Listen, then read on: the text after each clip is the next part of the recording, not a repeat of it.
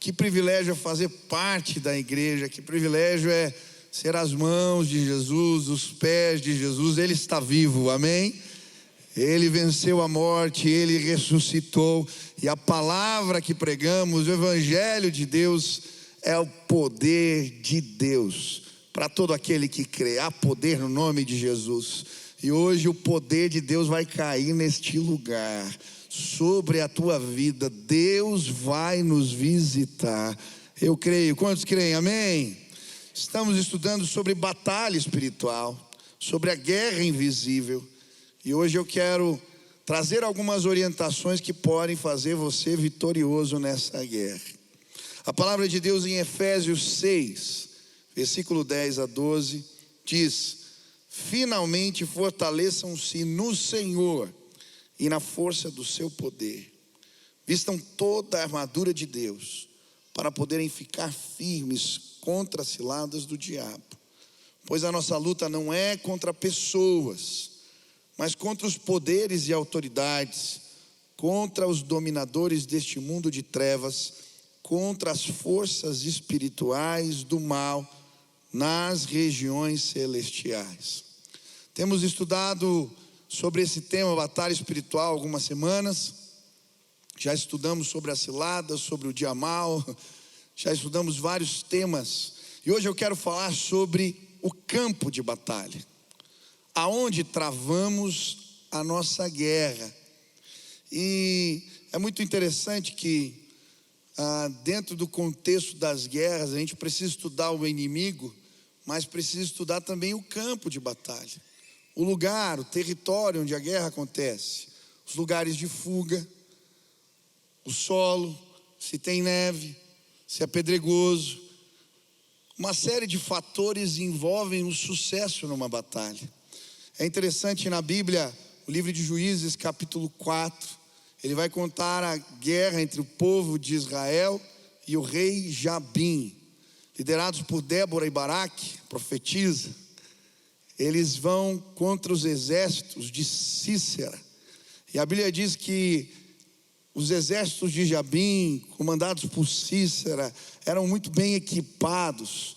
Tinham cerca de 900 carros de guerra. Eles tinham mais arsenal que o do povo de Deus. Mas eles não estudaram bem o território, o lugar da batalha. E por isso ficaram presos na lama os carros de guerra. E então o povo de Deus venceu a batalha. E sabe, eu vejo muitas pessoas na guerra espiritual ficando presos na lama. Não conhecem o território, não conhecem o lugar, o campo de batalha, e por isso não crescem, não desenvolvem. Mas hoje você veio a este lugar, e Deus vai te empurrar e te tirar da lama em nome de Jesus. Nós vamos entender qual é o território que estamos lutando e vamos receber a orientação que precisamos para vencer a batalha. Nesse texto que lemos, a Bíblia fala de dois lugares. Ela fala do mundo tenebroso e ela fala das regiões celestiais.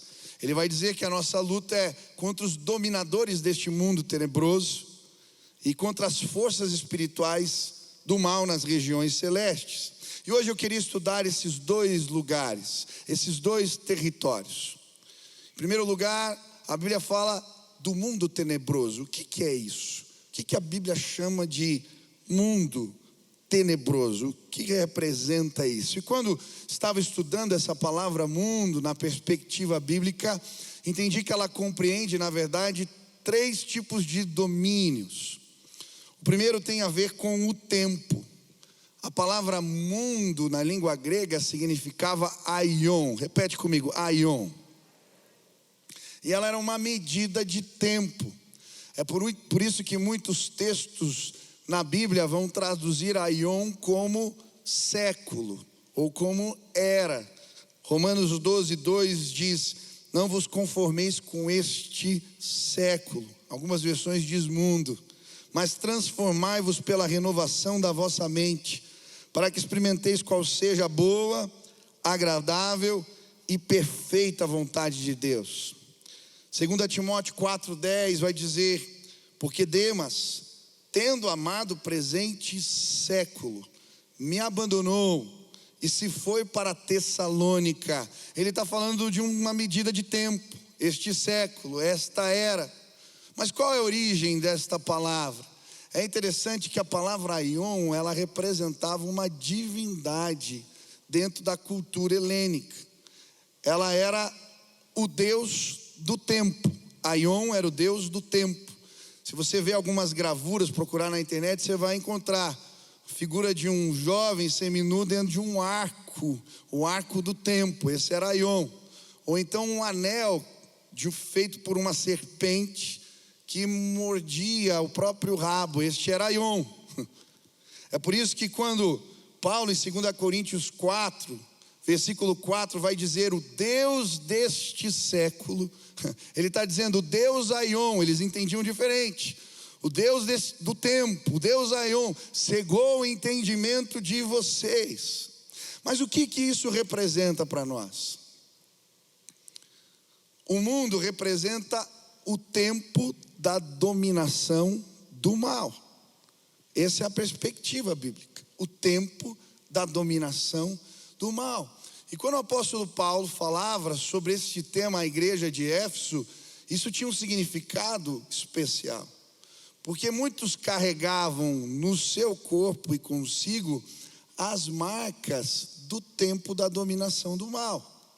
As mulheres, muitas chegavam nos cultos com o cabelo raspado, porque as meninas, quando faziam 15 anos de idade em Éfeso, muitas delas eram entregues no templo de Artemis, de Diana dos Efésios, e acontecia uma cerimônia, onde o cabelo delas era raspado, e nessa cerimônia elas eram entregues como prostitutas cultuais.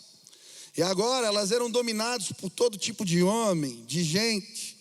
E essas meninas agora estavam chegando na igreja, carregando consigo as marcas do tempo da dominação do mal.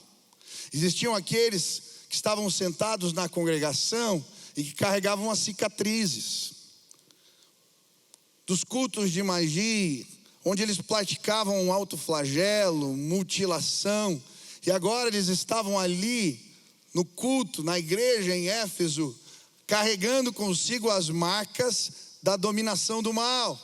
Outros que participavam das festas de Dionísio, e por causa do alcoolismo, agora ainda consigo carregavam as sequelas deste tempo.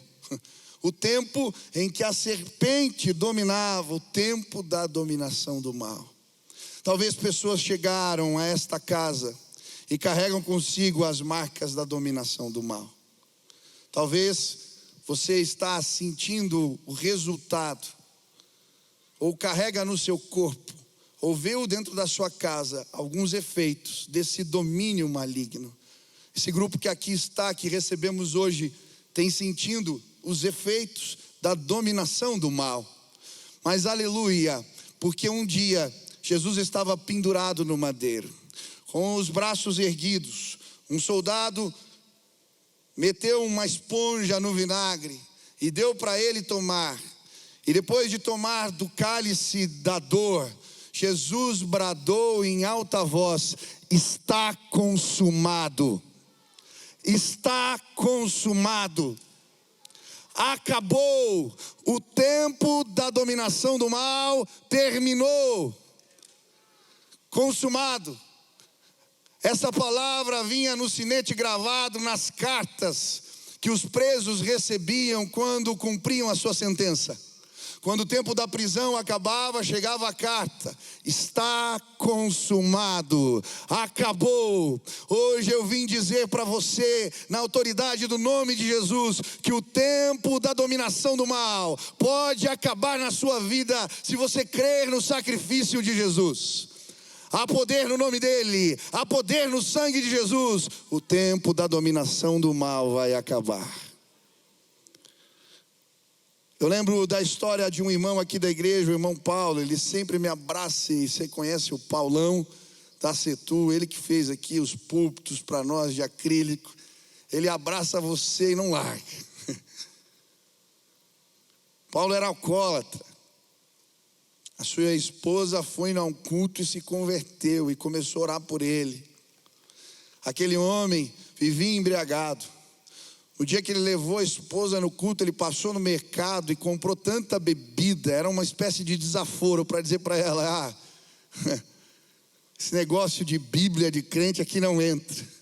Chegou em casa e disse para ela: me serve um copo de cachaça. A mulher então pôs cachaça, serviu no copo para ele tomar. Ele disse: pastor, naquele dia quando eu pus aquele negócio na boca, parecia amônia, o gosto era horrível, cuspi tudo fora. Disse para ela: o que você pôs na minha bebida? Ela disse: nada. Eu não conseguia mais tomar uma gota de álcool. Deus fez algo. Sabe o que aconteceu? Jesus disse: está consumado. O tempo da dominação do mal acabou.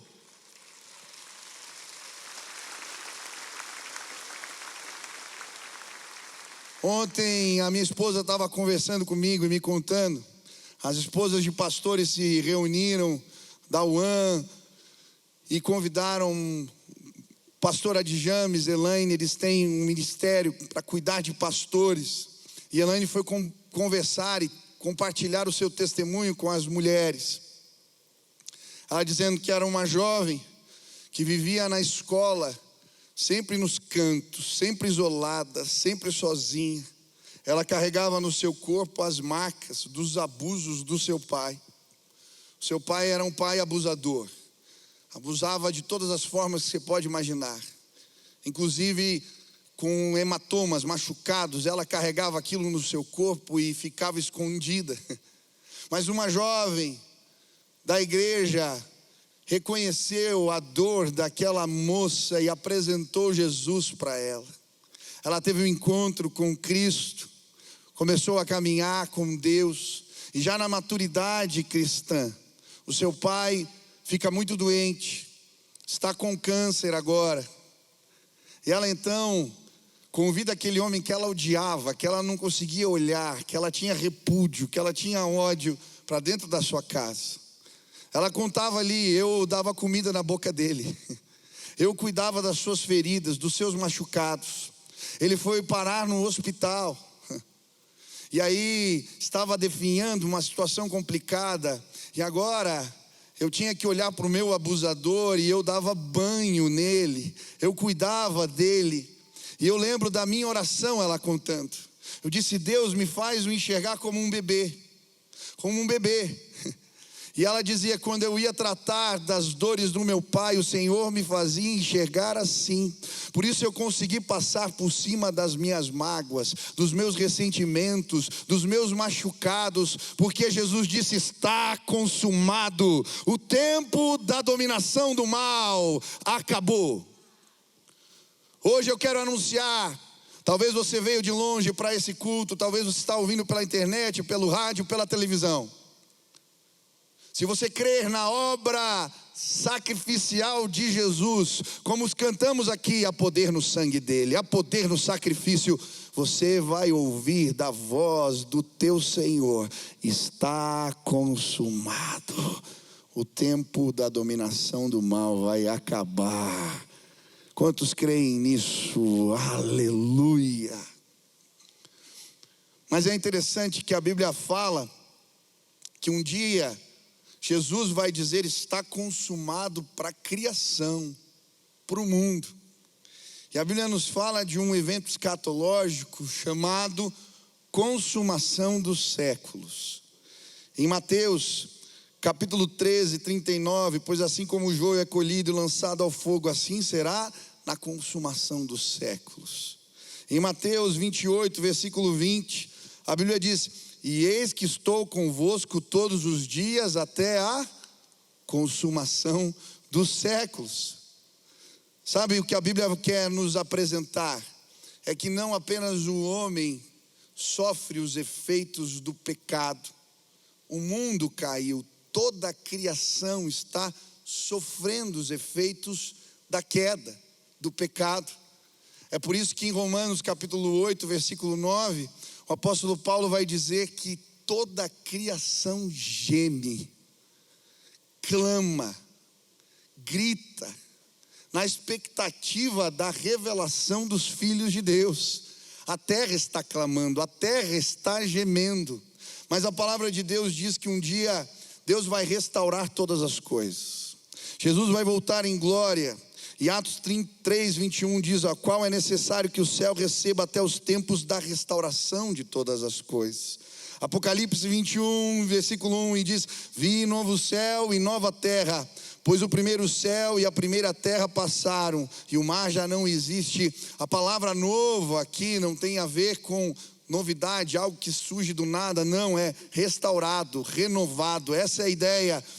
Um dia Jesus vai voltar, e Ele vai dizer à criação: está consumado, e toda a criação será restaurada. Não haverá guerra, não haverá dor, não haverá poluição. A terra toda será restaurada pelo poder do reino de Deus que virá. Está consumado. Eu aguardo esse dia, a consumação dos séculos, quando o tempo da dominação do mal vai acabar no mundo. Quantos creem nisso? Aleluia. Hoje eu quero te apresentar, se você conhece a Jesus, a expectativa do céu, a expectativa desse dia precisa tomar conta do seu coração. Mas sabe, a Bíblia fala também do mundo como um sistema de valores dominado por Satanás. E é interessante porque em outros textos a perspectiva, quando a Bíblia fala de mundo, é exatamente essa: do pensamento vigente, da cultura, do pensamento e das pressões sociais. É por isso que muitas vezes o mundo na Bíblia é traduzido pelo Egito ou pela Babilônia. É um sistema de valores cuja inteligência por trás é satânica. E a Bíblia vai dizer que todos aqueles que tentarem se opor a esse movimento, a esse sistema de ideias e valores chamado mundo, serão odiados. É por isso que Jesus vai dizer: se vocês pertencessem ao mundo, Ele os amaria como se fossem dele. Todavia vocês não são do mundo, mas eu os escolhi, tirando-os do mundo, por isso o mundo os odeia. Jesus, Ele veio trazer o reino de Deus, um outro sistema de valores. É por isso que Ele manda os discípulos irem de casa em casa, curarem os doentes e anunciarem que o reino de Deus chegou. Uma nova ordem: os últimos serão os primeiros. Os servos são as autoridades, os que servem mais, os que cuidam mais, esses são os maiores no reino. A Bíblia, na perspectiva do reino, diz que os indoutos se tornam sábios e confundem os doutores. Aleluia, a perspectiva do reino é outra. O mundo representa exatamente a oposição de tudo aquilo que representa o reino de Deus. Quantos entregaram a vida para Jesus aqui nesse lugar? O reino de Deus chegou na sua vida, aleluia, uma nova ordem de valores. Mas sabe, a Bíblia, quando fala deste tempo e das pressões deste tempo, ela vai usar um exemplo em Efésios 2, no versículo 2. Ela vai dizer: nos quais vocês andaram outrora, segundo o curso deste mundo. E eu acho interessante essa expressão. Curso tem a ver com caminho. Para mim, curso tem a ver com o caminho das águas, o caminho do rio, o curso do rio. Se você tentar resistir o curso de um rio, dependendo do rio, você é levado pelas águas. A ideia é exatamente essa. Alguns cultos atrás eu falei com vocês a respeito de Salomão West, o pai da psicologia social. Ele criou uma teoria chamada conformismo. E nessa teoria ele fez uma série de experimentos que comprovavam cientificamente que a maioria das pessoas cede às pressões sociais. Era um teste simples. As pessoas tinham que responder perguntas muito fáceis. Mas antes de responder essas perguntas, eles colocavam pessoas na frente que respondiam de forma equivocada. E era interessante, embora as perguntas fossem fáceis, depois da opinião dos outros, mais de 75% das pessoas respondeu errado. Pressão social. É exatamente isso que representa o mundo. ele tenta nos levar, pressionar de todos os lados para nos fazer cair. Mas pastor, como nós podemos resistir às pressões do mundo que imprimem valores, que imprimem sistemas, ideias que são contrárias à palavra de Deus? A Bíblia vai nos mostrar aqui, em primeiro lugar, eu entendo que não podemos desprezar a força. Não despreze a força deste rio. Não menospreze ela. Tem muita gente que começa a admirar o rio. Depois chega mais perto para ver. Depois põe o pezinho na água. Depois resolve ver se dá pé. E quando a gente vê, a gente é levado pela força das águas. Sabe, eu lembro quando eu era criança, muitas vezes o Sofonias, já está com 96 anos, né? O irmão, quem é antigo aqui da igreja, conhece o Sofo. Ele nos permitia passar as férias na casa de praia dele. Eu lembro que era criança e tinha um mangue perto da casa do Sofonias, que era um lugar cheio de lama, mas desembocava ali uma água suja do esgoto. Tinha até um cheiro ruim, aquele lugar que ficava ali relativamente perto da casa. E eu era criança, eu lembro que nós íamos brincar ali, porque a gente gostava de ver os caranguejos, os siris. E um dia eu cheguei perto, eu comecei a observar um caranguejo andando, e ele vinha meio descompassado, e eu fui olhando e prestando atenção, e eu fui chegando mais perto, e ele desceu para o lugar de baixo, da onde eu estava, e quando eu vi, me desequilibrei, caí naquela água suja, no meio do esgoto.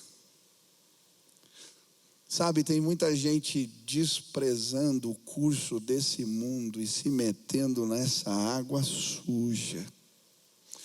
Mas pastor, como nós podemos resistir? O texto começa em Efésios dizendo: fortaleçam-se no Senhor e na força do seu poder. Fortaleçam-se no Senhor e na força do seu poder. Vistam toda a armadura de Deus. E aí ele vai dizer: para poderem ficar firmes, para poderem resistir, diz o texto, para se tornarem inabaláveis. Existe uma força que é sobrenatural, que vem do trono de Deus, que nos faz fortes, resistentes, quando o curso deste mundo tenta nos levar. Eu vi essa semana um vídeo que bastante me impactou. Eu queria passar um trechinho aqui rapidamente.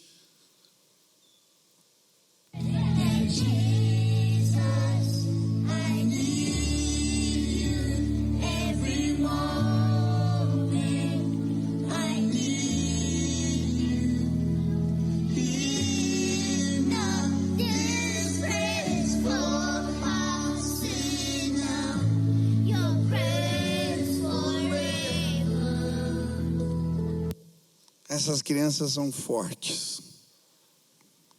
Elas podem parecer frágeis, mas elas são muito mais fortes do que eu e você. Eu lembro de visitar um orfanato em Moçambique. Eu fiquei alguns dias ali. Eu lembro das crianças, aquele lugar de muita miséria, de muita pobreza. Mas eu lembro que naquele orfanato eu encontrei crianças fortes.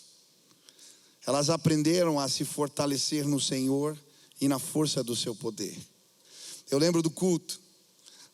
Eu vi meninos e meninas como esses, indo às paredes do lugar onde nós fazíamos a reunião, e eles choravam, e eles cantavam. E Deus visitou aquele lugar de maneira poderosa. Eu lembro de meninos pregando como uma autoridade que eu vi poucos homens, mulheres, falando coisas com tamanha sabedoria. Eu dizia: da onde essas crianças tiraram essas coisas? Existe um Deus que faz fraco forte, que fortalece aquele que não tem mais nenhum vigor. Os jovens se cansam e se fadigam, os moços de exaustos caem, mas os que esperam no Senhor renovarão as suas forças. Subirão com asas como águia, andarão e não se cansarão. Hoje eu vim te dizer, existe um recurso sobrenatural. Fortaleçam-se no Senhor e na força do seu poder. Como aquelas crianças ali prostradas, adorando, elas encontraram recurso do céu. Hoje nesta casa vai desembocar um rio de águas limpas. Você pode sim ver do seu interior fluindo um rio que vem do trono, um rio de águas limpas. Deus vai nos tornar fortes hoje neste lugar. Você pode resistir, nós podemos resistir. Eu estava no aniversário de 15 anos semana passada, e comendo pizza, e tinha um grupo de adolescentes atrás de mim, e eu fiquei prestando atenção na conversa deles. Meninos de 16, 17, 18 anos, e eles estavam falando sobre Deus. Eles estavam falando dos encontros que tiveram com Deus, das reuniões de oração, da vigília, do culto que tinham ido, da pregação que tinham ouvido. E eu fiquei ali prestando atenção se aquela conversa ia acabar, e não acabou. A noite inteira eles falavam sobre as coisas de Deus. E quando terminou ali, teve um momento do parabéns, um pouco antes, fizeram uma roda. E pediram para que eles dessem palavras, os meninos ali daquela roda, para aniversariante. E eles começaram, um citava versículo, outra palavra, e foi um culto aquilo, era uma ministração atrás do outro. E eu falei, obrigado, Senhor, uma geração forte está surgindo no nosso meio. Meninos que vão enfrentar o curso do Rio nas escolas, nas faculdades, nos lugares de trabalho, eles são fortes, porque o nosso Deus é poderoso. Meu irmão, eu não sei que tipo de pressões você tem enfrentado. Eu não sei qual tem sido o significado do curso deste mundo para você. Mas hoje eu quero te entusiasmar a se fortalecer no Senhor. Vá à presença, busque a presença, vá aos encontros, não falte culto, programe, é o dia do Senhor. Combine e estabeleça a tua devocional diária, porque é na presença dEle que somos fortalecidos em nome de Jesus. Quantos querem isso? Mas a Bíblia também fala que esse mundo não é apenas uma medida de tempo, não é um sistema apenas de valores, ele também é um mundo tenebroso. E aí ele vai introduzir um outro tema, um mundo de trevas. E é interessante quando você lê a Bíblia, ela usa muito esse dualismo. Ela fala dos filhos das trevas, os filhos da luz, o reino das trevas, o reino da luz. E são vários os textos bíblicos que nos ensinam assim. Mas é interessante, Efésios 6 é a sequência do capítulo 5. E no capítulo 5 ele vai falar sobre isso. Éramos trevas. Olha o que diz Efésios 5, versículo 8 e 10. Pois outrora éreis trevas, porém agora sois luz no Senhor. Andai como filhos da luz, porque o fruto da luz consiste em toda bondade, justiça e verdade, provando sempre o que é agradável ao Senhor. Aleluia, nós somos filhos da luz. Éramos trevas. Quantos receberam a palavra do Evangelho e foram iluminados pela graça de Deus? Você é um filho da luz. E a Bíblia vai usar vários textos para nos falar da vitória sobre as trevas. Em Efésios 5,14 ele diz: desperta, ó tu que dormes, levanta-te de entre os mortos e Cristo te iluminará. Aleluia. Vencemos a morte, Jesus ressuscitou e nos trouxe da morte para a vida, a morte espiritual. Os nossos olhos foram abertos.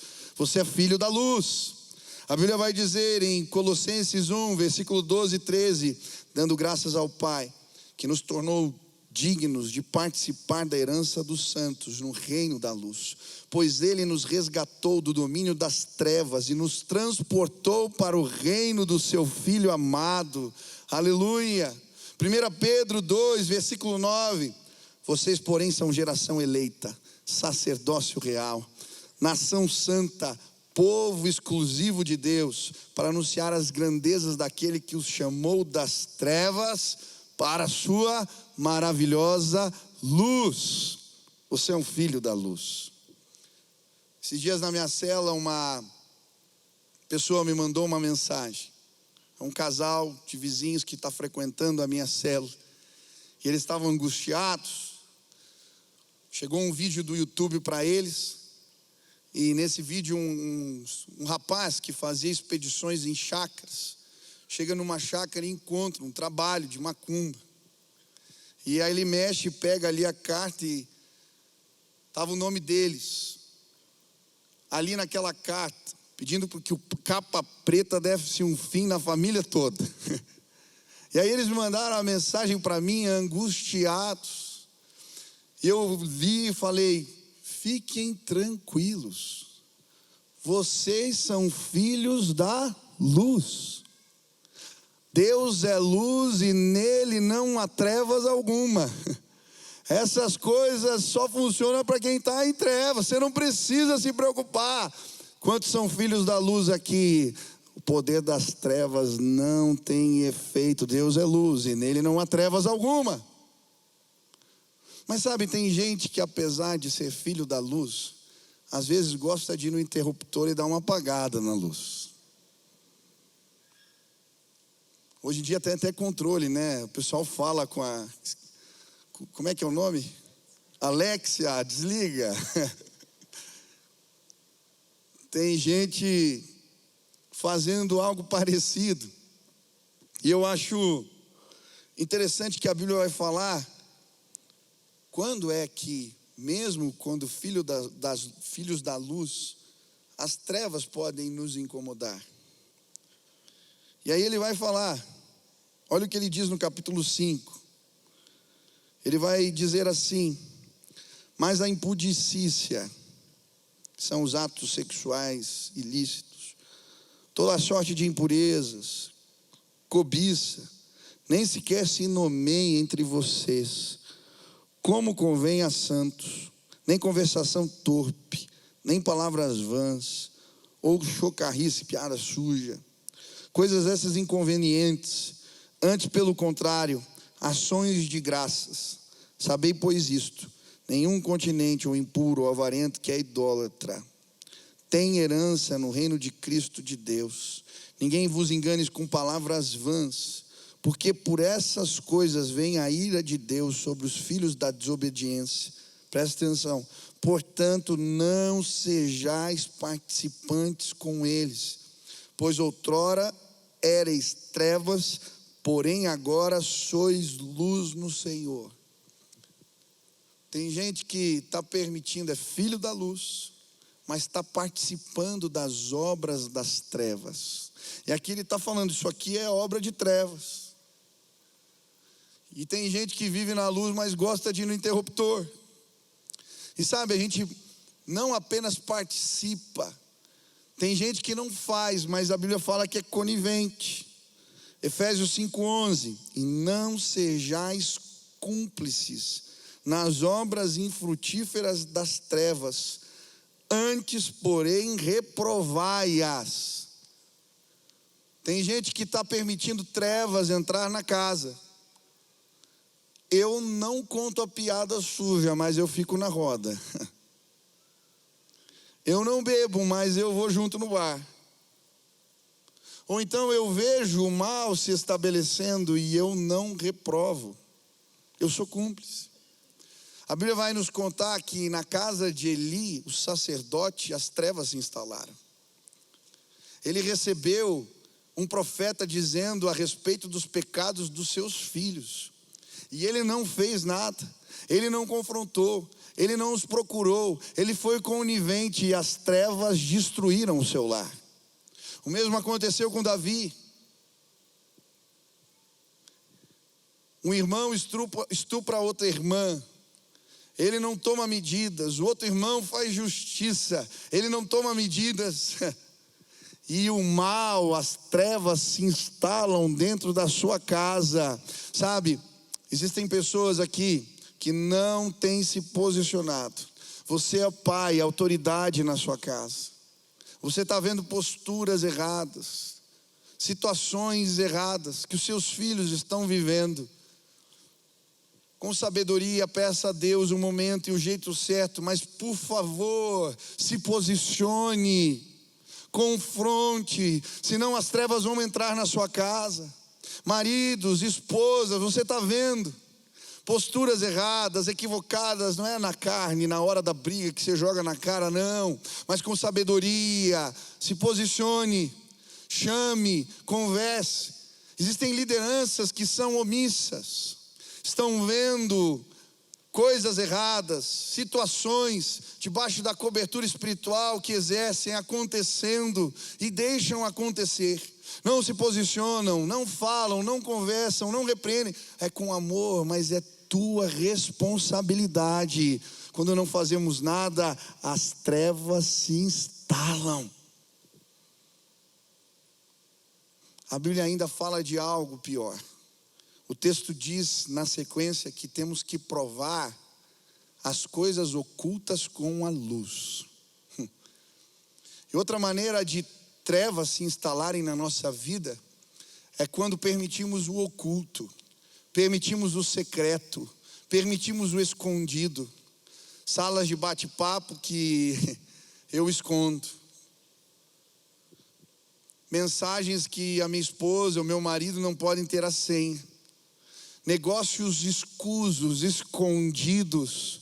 Meu irmão, deixa eu te dizer uma coisa. Se o computador está fazendo você pecar, põe ele no meio da sala. Escancara a tua vida. Traz a transparência para os seus negócios, para aquilo que você faz. E o oculto vai ser dissipado. Hoje nós vamos pegar a lamparina do Evangelho e levar nos pontos escuros da nossa vida. E o mal vai sair em retirada em nome de Jesus. Mas eu gosto como o texto termina. Ele fala de um outro lugar. Nós falamos de 3 domínios, mas ele termina dizendo que a nossa luta é contra as forças espirituais do mal nas regiões celestiais. E eu confesso que quando eu li isso eu fiquei perguntando, mas como? O lugar do combate é nas regiões celestiais? O que isso significa? E aí, meditando no texto, a Bíblia fala de principados, potestades, forças do mal. Ela está falando de anjos caídos, demônios. Eles são mais poderosos do que nós. Eles têm mais recursos, eles têm mais poder. Como é que podemos vencê-los? E aí o apóstolo Paulo vai fazer um adendo. Nós podemos vencê-los, porque a nossa batalha é travada nas regiões celestiais.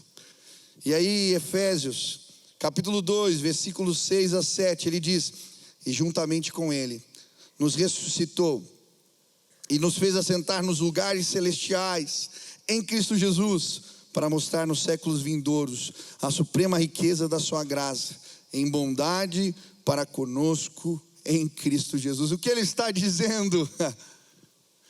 Embora eles tenham poder e sejam mais fortes, nós estamos assentados com Cristo no trono. Nas regiões celestes, Jesus nos empresta a sua autoridade. É por isso que ele vai dizer aos discípulos: toda autoridade me foi dada no céu e na terra, portanto ide. Façam discípulos, vocês podem ir em meu nome, eu lhes dei autoridade, e o inimigo vai cair diante dos nossos pés. Jesus nos deu autoridade. Eu lembro um dia que uma pessoa estava passando por um processo difícil e me chamaram para orar, ministrar libertação. Eu fui com um seminarista e eu lembro, no meio da conversa, ele me perguntou: mas você não tem medo? E eu disse para ele: não tenho. Sabe por quê? Porque a autoridade não é minha, é de Jesus. Quantos aqui têm o selo do Espírito, foram marcados por Deus, receberam Jesus no coração? Aleluia. Deus nos deu autoridade nas regiões celestiais. Você vai entrar em casa e vai se posicionar, e nós vamos ver hostes malignas saindo em retirada em nossos dias, porque somos mais do que vencedores em Cristo Jesus. Hoje eu quero orar por você. Hoje eu quero orar para que o Espírito de Deus nos visite. O nosso campo de batalha é o mundo, mas também as regiões celestes. Lá encontramos recursos, os dons. Lá encontramos toda sorte de bênçãos, diz a palavra. Lá encontramos tudo o que precisamos para sermos vitoriosos nesta guerra. Hoje eu quero orar por você. Se você veio a esta casa e está pedindo: Deus, me fortalece. Senhor, eu preciso da tua força para enfrentar os embates que me cercam. Eu quero a tua visitação. Eu quero orar por você agora. Fique de pé no seu lugar, vamos orar juntos, clamar a visitação de Deus nas nossas vidas.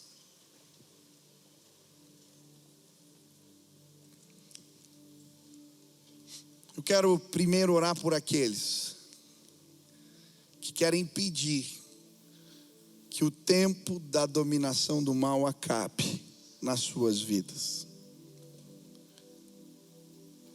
Eu não sei o que isso representa para você, mas hoje eu creio, Jesus, Ele vai chegar, Ele pode entrar na tua vida, Ele pode fazer nova todas as coisas. Você pode ouvir dele: está consumado. Talvez você esteja na internet, ouvindo no rádio, na televisão.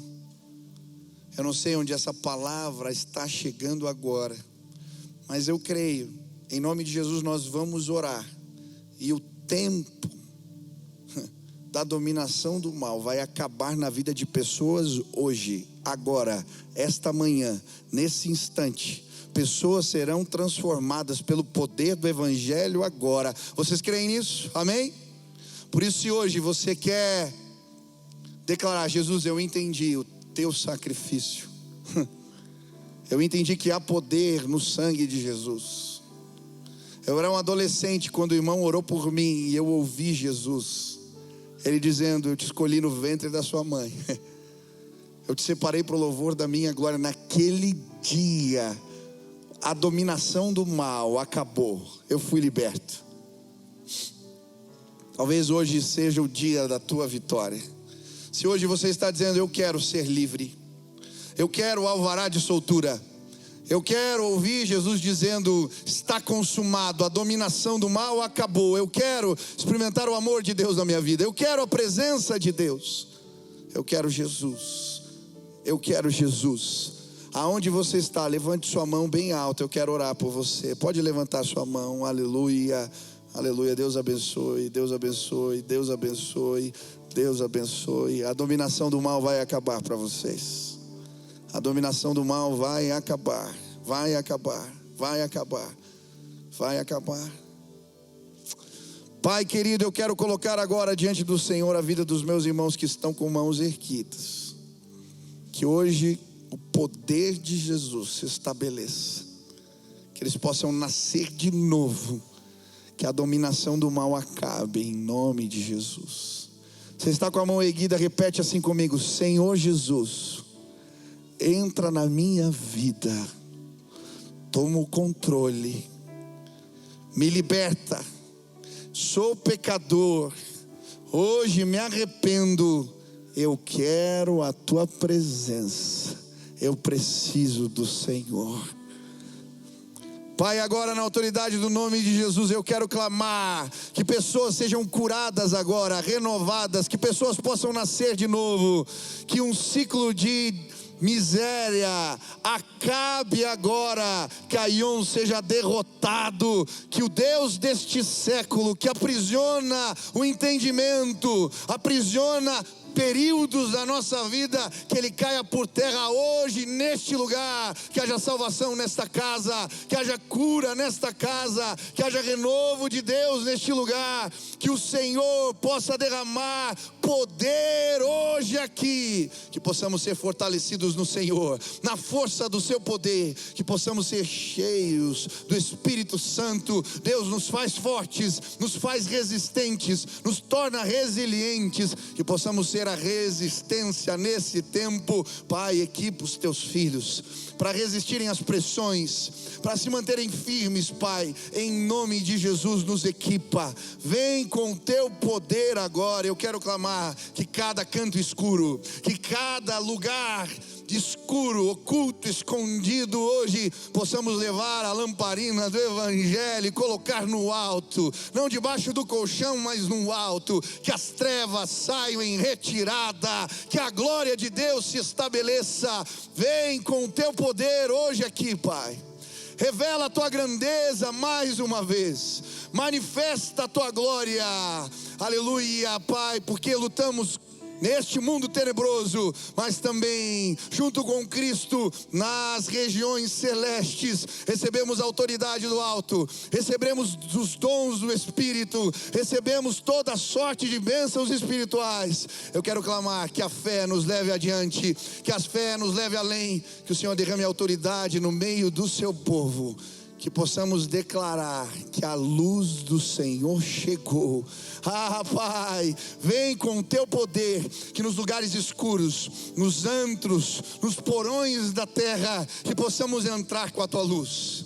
Eu te louvo porque esta igreja é farol nesses dias, Pai, quando sim, nos lugares escuros, nos tempos de escuridão da humanidade, podemos pegar a lamparina do Evangelho e dizer: há esperança, há esperança, há esperança. Nós cremos, Pai, as trevas sairão em retirada, que a glória do Senhor se estabeleça em nós e através de nós. Essa é a nossa oração. Que pais voltem para casa cheios de autoridade, que homens possam voltar para o trabalho essa semana cheios de autoridade, que mulheres possam sim cuidar dos seus cheios de autoridade. Aleluia, somos mais do que vencedores em Cristo Jesus. Obrigado pela tua presença, obrigado pela tua presença, obrigado pela tua glória revelada hoje aqui, em nome de Jesus que nós oramos. Amém, amém. Louvado seja o nome do Senhor, aleluia.